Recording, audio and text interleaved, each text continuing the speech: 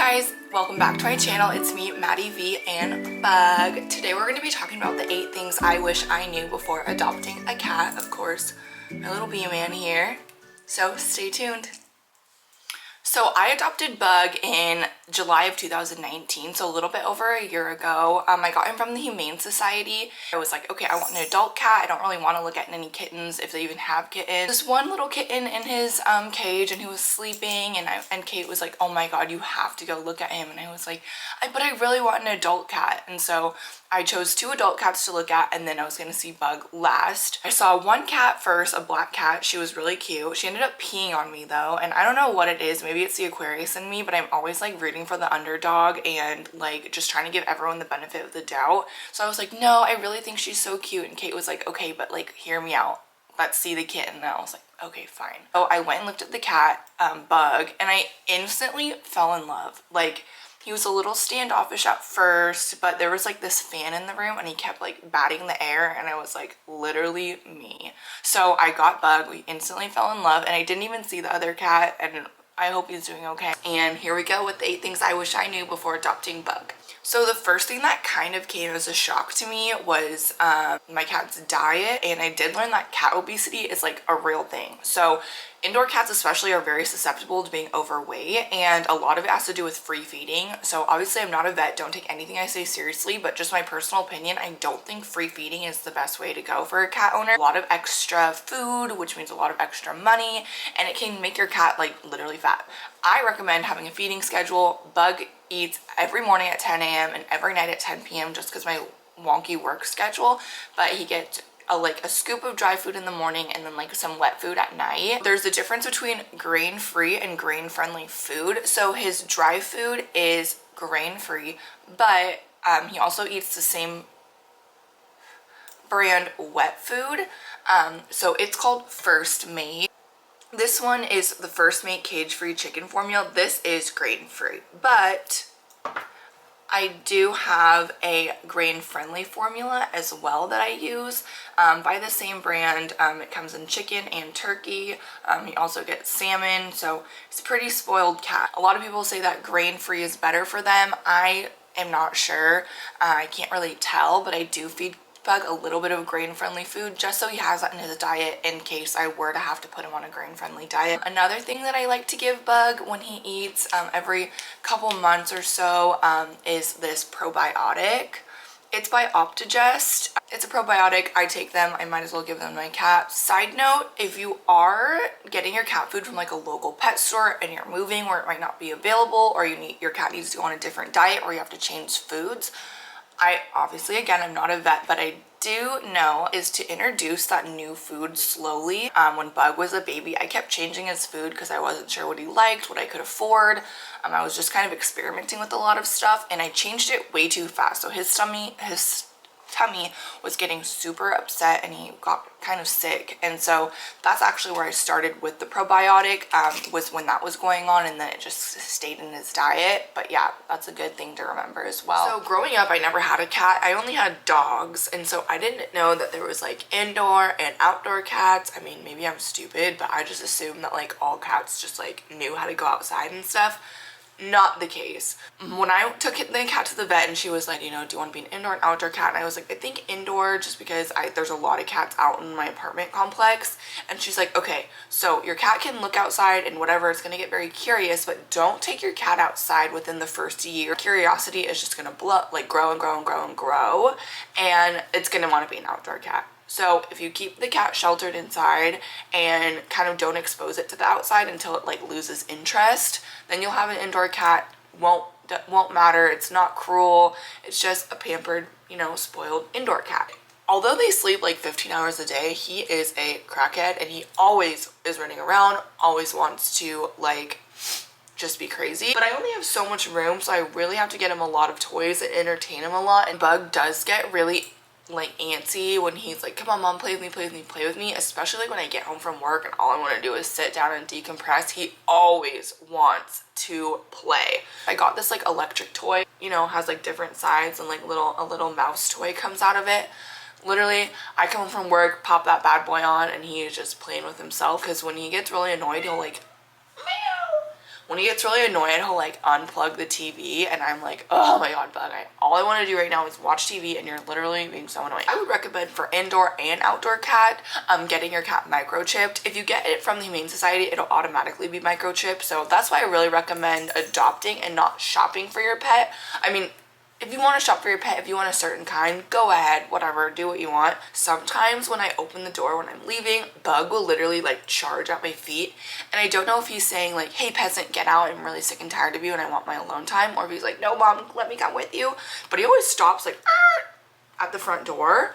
But it is really scary. And one day I'm afraid that he's just going to book it out. And thank God I have a microchipped. So I'm not really worried about that, and I know he won't get too far because he's a little chicken. Okay. Another thing I didn't know is that cats bond or tend to bond to like one person, and this, like, if they bond to you, they nap on you and they like make muffins on you and they're just like the cutest little thing to you, and then to other people they're like, get away from me, don't pay attention to me, I don't like you, you're just a stinky human. Bug is definitely bonded to me, and I wouldn't say he was at first. Eventually he started bonding with me and he's literally attached to me by the hip. Now he goes everywhere I go. He is so clingy. Make them know that they are safe with you and you are their human. So Bug really trusted me. So I think that's why I can cut his nails. I can kind of brush his teeth, but not too great at that.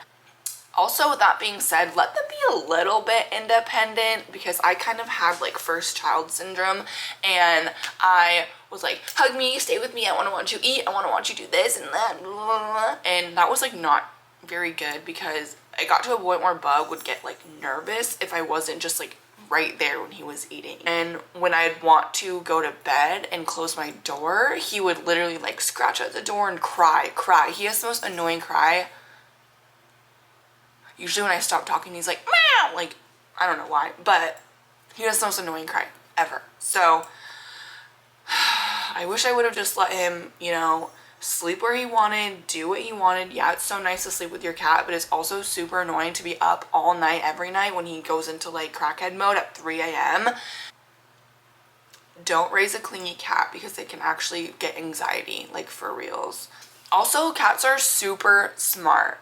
I taught Bug how to give a high five and it took me like literally an hour. I'd be like, sit, and he'd sit down and then I'd say high five and like grab his paw and like give him a treat.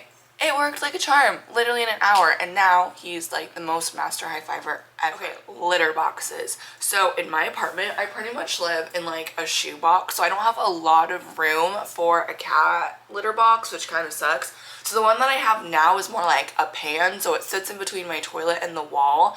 If I lived in like a most like perfect world ever, I would get one of those like self-cleaning litter boxes.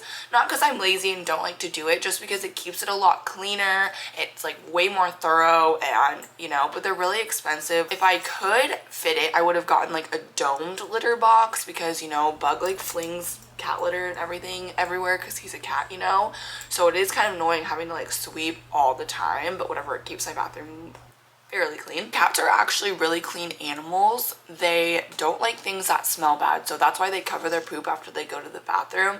So honestly, cats are not smelly. People who don't clean out their litter boxes are gross. There's a lot of different kinds of cat litter. There's like cedar and clay and, you know, non-clumping, regular cat litter, whatever you want to use. It's personal preference. I just use Everclean cat litter.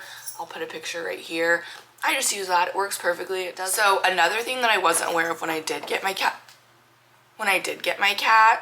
was that you had to clean their teeth regularly. So I went to the pet store and I got this. Is it the right way? No. This. It's like toothpaste for the kitty.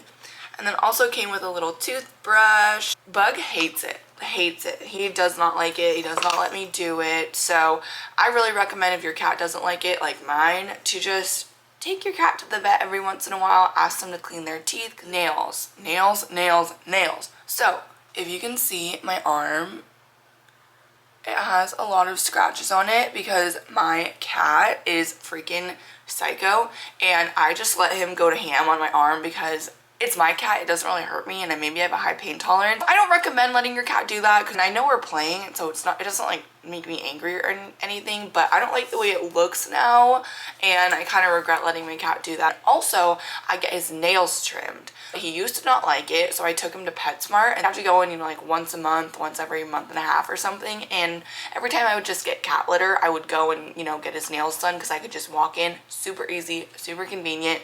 So if you're having a nail issue with your cat, I would definitely recommend that. Something I don't recommend doing is declawing your cat. Obviously, I'm not a vet, like I said, but I do know that declawing your cat is not only expensive, but it's really traumatizing. It's pretty much like taking the knuckle off of a human. So like cats like retract their claws, so when you like declaw a cat, they can't do that, and cats play and scratch and stuff, and so it's just really inhumane, and I wouldn't recommend it. I got my cat, and then I got into plants, like googled all the plants that were toxic to cats and dogs, and I was like, wow, it's kind of a lot.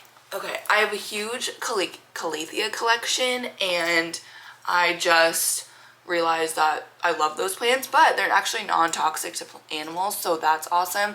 This plant right here, it's a Sansevieria, I don't know, that's how you pronounce it, but it's like a mother-in-law's tongue. Super toxic to plants, dumb canes. I will link all of the plants in the description below, so please just like be super careful if you do have a cat and decide to get a cat and you do have houseplants. Okay, the last thing I didn't know before getting my cat, and probably the most important thing, is vaccines. So obviously I knew cats would need like rabies and blah blah blah, but I didn't know that feline leukemia was a thing. It's an optional vaccine. I really recommend getting that. My very best friend Mason, he had the cutest black cat named Mingboy, like Mingboy. Cutest cat ever, so sweet. Are actually the reason why I did get my own cat. Mingboy ended up getting the feline leukemia disease, and he actually passed away, and I don't think anyone should have to say goodbye to their pets if it's a reason that's completely preventable. So seriously, that feline leukemia vaccine like is super important to get. So that is all I have for today. If you enjoyed this video, please consider liking and subscribing and sharing. Ouch! See, he's so nice. Ouch! I put content out every week, and if you have any recommendations for like any pet supplies or anything that you found that your cat really likes, toys, whatever, please link it or comment below. You see all that cat hair right now? He's so shitty. Anyway, so thank you for watching, and I hope you have a great day, and bye! Say bye, Buggy.